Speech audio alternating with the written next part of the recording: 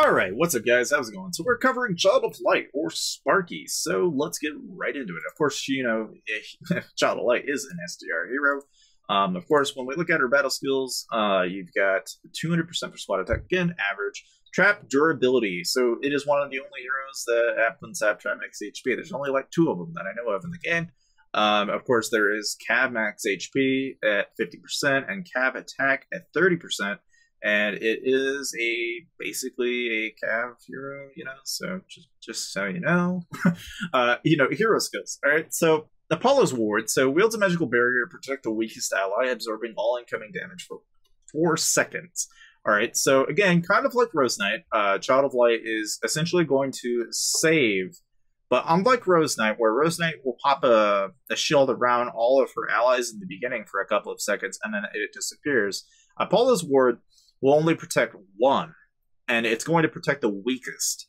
So if you have a hero that has a low amount of HP, or basically is the weakest in that group, Child of Light is going to protect them.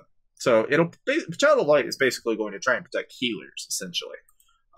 Holy Judgment, so smashes the earth to unleash the power of light, dealing mid-range damage to all enemies in a cone and reducing magic defense by 3 seconds. She also deals 1,500 magic damage and also reduces magic defense by 240. So again, if you're looking for a hero that's going to make it so that, you know, for a strength team anyway, if you're wanting to increase your magic damage, Child of Light's essentially going to be the answer to that. Of course, Wild Instincts increases SDR by 240, therefore kind of giving Child of Light just a little bit more HP and a little bit more average damage. Attacks the target with the power of the sun, dealing damage to nearby enemies in a medium area and inflicting stun for 5 seconds. So it's basically all magic damage. And again, 5 second stun, that's a lot of time to be stunned. And you'll find that there's only a few heroes in the game that actually have a stun that is anywhere near that long. Of course, the strength is 1195 with a dexterity of 367 and an intelligence of 549. So it's not a very high intelligence. I can smell you, Sparky. The Lapins are forest dwellers with enormous strength and an acute sense of smell. They are also worshippers of Apollo, god of the sun. Hence, their descendants are called the Children of Light. A powerful earthquake ravaged the Lapin homeland, triggering a landslide that threatened to bury the Lapins. It was that moment when, blessed by Apollo, a golden light burst forth from Sparky, disintegrating the falling boulders and debris. Thus, the Lapins were saved. Hey, alright, so when talking about Child of Light in particular, of course you guys have probably all heard that he is a tank. Well, look, the point is, alright, is that Child of Light will basically throw down his stun right on the ground in the first initial, just kind of like any other tank. But what makes him unique is the fact that it essentially pops a bubble shield from time to time. You won't really notice it right away in this particular clip, but what he does do is he pops an ultimate. So obviously, like all ultimates, this particular ultimate is just another stunner.